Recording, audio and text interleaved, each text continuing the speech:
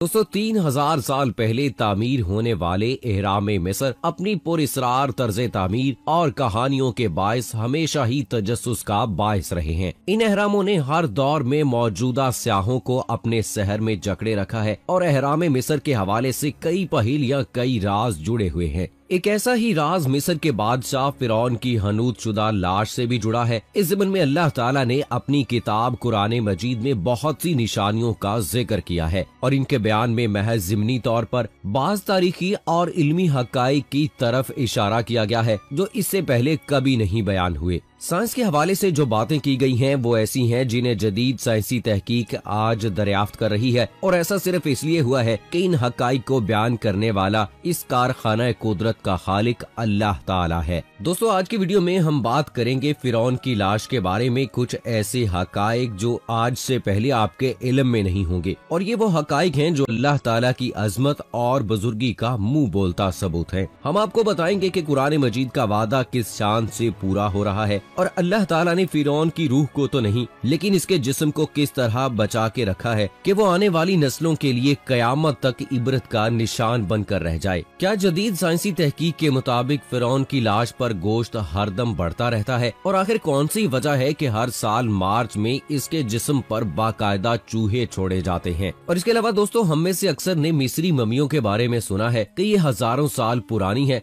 लेकिन गलती सड़ती क्यों नहीं, लेकिन अक्सरियत ने इस बारे में जानने या इसके पीछे अवामिल जानने की कभी कोशिश नहीं की। मिस्री मम्मियां आखिर खराब क्यों नहीं होती या ये गलती सड़ती क्यों नहीं, आज की वीडियो में आपको इस सवाल का भी जवाब देंगे। दोस्तों आज से 3000 साल पहले जब मिस्र में फिरौन ने बनी इसराइल पर जुल्म से तम ढाए और उन्हें अपना गुलाम बना लिया, तब मूसा अलैहिस्सलाम को अल्लाह ताला ने हुक्म दिया कि अब वक्त आ गया है कि तुम बनी इसराइल को मिस्र से निकाल कर बाप दादा की जमीन की तरफ जाओ। अल्लाह ताला के हुक्म के मुताबिक मूसा अलैहिस्सलाम और उनके भाई हारून अलैहिस्सलाम हजारों बनी इसराइलियों को लेकर रातों रात मिस्र से निकले और बहरे अहमर के शुमाली तरफ खलीज सुइज के शुमाल में पहुंच गए। फिरौन को जब ये खबर मिली तो वो अपना भारी लश्कर लेकर उनके पीछे निकला। अल्लाह ने मूसा अलैहिस्सलाम को हुक्म दिया, चुनाचे हमने मूसा के पास वही भेजी कि अपनी लाठी समंदर पर मारो। बस फिर समंदर फट गया और हर हिस्सा एक बड़े पहाड़ की तरह खड़ा हो गया। समंदर में एक खुश्क रास्ता निकल आया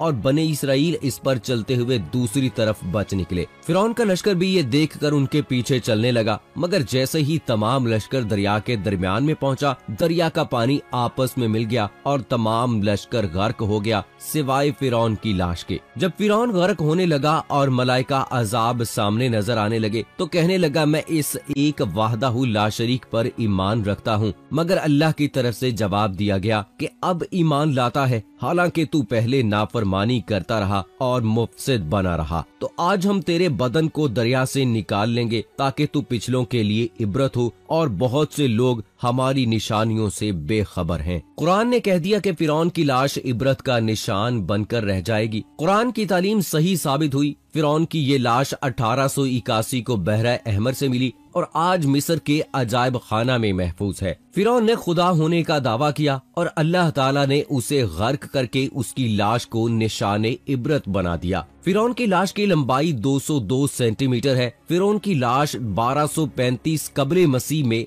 मसदर में डूबी हुई थी। 3116 साल समंदर में पड़े रहने के बावजूद बगैर गले सड़े महफूज है। ये वाकया इस बात का सबूत है कि कुरान मजीद एक इल्हामी किताब है। अजायब घर में बाकी तमाम बादशाहों की हनूत की हुई ममियां मौजूद है, मगर गौर तलब बात यह है कि फिरौन की वो वाहिद लाश है जो ममी नहीं है। फिरौन वाहिद है जिसकी लाश पर गोश्त रोज तरोताजा लगता है और गोश्त बढ़ता रहता है। हर साल 15 मार्च को म्यूजियम में रखी फिरौन की लाश पर चूहे छोड़े जाते हैं जो इसका फालतू गोश्त नोच कर खा जाते हैं। फिर दोबारा लाश की ड्रेसिंग करके शीशे में रख दिया जाता है। यहूदियों और ईसाइयों के अकीदे के मुताबिक फिरौन की तमाम फौज तो गर्क हो गई थी, मगर फिरौन किनारे पर होने की वजह से बच गया और बाद में अपनी तिबई मौत मरा। 1898 में मिस्र में पुराने मकबरे दरियाफ्त हुए जिसमें फिरौन समेत दीगर बादशाहों की हनूत शुदा लाशें दरियाफ्त हुई। इस दरियाफ्त के 63 साल बाद 1981 में जब फिरौन की ममी खराब होने लगी तो मिस्री हुकूमत ने फ्रांस से दरख्वास्त की कि वो फिरौन की मम्मी को खराब होने से बचाए और उसकी मौत की असल वजह दरियाफ्त कराए। फिरौन की लाश मिस्र से फ्रांस लाई गई और माहिर डॉक्टरों ने, जिसके सरबराह मॉरिस बेकाइल थे, मुख्तलिफ टेस्ट किए। पता ये चला कि फिरौन की लाश पर समंदर नमक के ज़रात थे, जो इस बात का वाज़ेह सबूत है कि उसकी मौत समंदर में हुई। जब डॉक्टर मॉरिस बेकाइल को बताया गया कि मुसलमानों की मुकद्दस किताब में ये लिखा हुआ है कि फिरौन को गर्क करके इसकी लाश को इबरत के लिए महफूज कर दिया है, ये सुनकर डॉक्टर हैरान हुए और हकीकत जानने के लिए मुसलमान साइंसदानों से राब्ता किया। उन्हें सूरह यूनुस की आयत नंबर 90 और 92 पढ़कर सुनाई गई। इन आयात को सुनकर उन्हें बहुत हैरत हुई कि कुरान का नज़ूल फिरौन की मौत से 2000 साल बाद हुआ और कोई फिरौन की लाश के मुतालिक नहीं जानता था। लेकिन कुरान की पेशगोई सच साबित हुई और उन्होंने इस्लाम कबूल किया। उनकी किताब बाइबल, कुरान और साइंस ने दुनिया में धूम मचाई हुई है। दोस्तों, अब बात करते हैं कि मिस्री मम्मियों को हजारों साल गुजर चुके हैं, लेकिन ये गलती सड़ती क्यों नहीं है? तो इसका साइंसी जवाब ये है कि कदीम मिस्रियों की ये रिवायत रही है कि वो अपने उमरा या शाही लोगों को इनके मरने के बाद दफनाते नहीं थे, बल्कि इनको हनूत करते थे। मुर्दों को हनूत करने के अमल को हनूतकारी या ममीफिकेशन कहते हैं। चलिए आपको ये भी बताते हैं कि किस तरह से हनूत किया जाता है। किसी मुर्दे को मम्मी बनाने के लिए सबसे पहला अमल जो किया जाता था वो ये कि सबसे पहले इसके अंदरूनी अज़ा निकाले जाते थे। ये अमल सीने पर कट लगाकर किया जाता था। इसके बाद दिमाग को एक खास आले की मदद से नाक के जरिए निकाल दिया जाता था। इसके बाद ये अज़ा एक आले में रखे जाते थे। दिमाग निकालने के अमल के बाद मुर्दे के जिस्म को नाट्रॉन से लपेट दिया जाता था। अब आपको ये भी बता दें कि नाट्रॉन क्या है। नाट्रॉन नमक की एक ऐसी किस्म है जिसे कार्बोनेटेड नमक कहा जाता है, जो सहराई झीलों के किनारों से जमा किया जाता है। नाट्रॉन दरअसल खुश्क करने वाली एजेंट के तौर पर काम करता था। नाट्रॉन के साथ मुर्दे के जिस्म को लपेटने से जिस्म मजीद गलना सड़ना खत्म कर देता था। जिस्म को इससे लपेटने के बाद 40 दिनों तक रख दिया जाता था। 40 दिनों के बाद नाट्रॉन को जिल्द से हटाया जाता था और जिस्म को लेनन, नाट्रॉन की थैलियों, जड़ी बूटियों, सूखी लकड़ियों,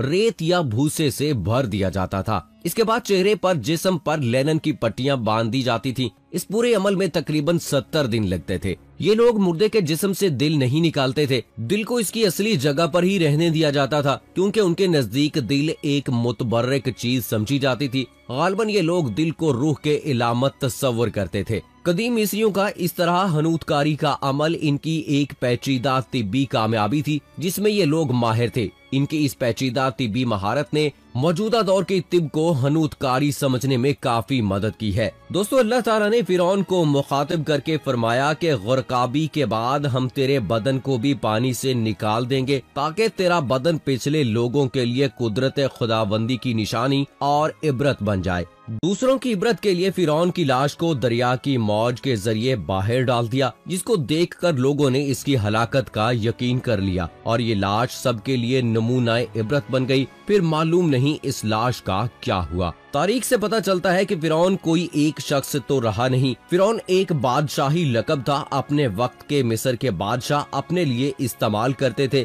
जैसे पाकिस्तान के हुक्मरान वजीर आजम कहलाते हैं। मिस्र से सैकड़ों हजारों की तादाद में हनूत शुदा लाशें दरियाफ्त की गयी, क्योंकि इन दिनों मिस्र में लाशों को हनूत करने का रिवाज था। इसी तरह चीन में हजारों की तादाद में ममियां पाई गई हैं, जो इस्लाम से पहले की हैं। कुरान में फिरौन का जिक्र है, लेकिन कुरान में इस फिरौन का नाम नहीं जिक्र किया गया, जो हजरत मूसा अलैहिस्सलाम का पीछा करते हुए अपनी फौज समेत बहरा अहमर में गर्क हो गया था। कुरान ने किसी खास फिरौन का जिक्र नहीं किया। वैसे इख्तलाफ इसमें नहीं है कि हजरत मूसा अलैहिस्सलाम वाले फिरौन की लाश महफूज है या नहीं, बल्कि इसमें है कि वो कौन सा फिरौन था। बाज लोग इसका नाम रमसेस दोम कहते हैं और बाज इसके जानशीन और बेटे मुरनफताह और बाज के बकौल थटमोसिस सोइम, लेकिन ज्यादा कौल और रशबा रमसेस दोम पर है। सो दोस्तों, ये थी हमारी आज की वीडियो। अगली वीडियो तक मुझे इजाजत दीजिएगा। फी अमानिल्लाह।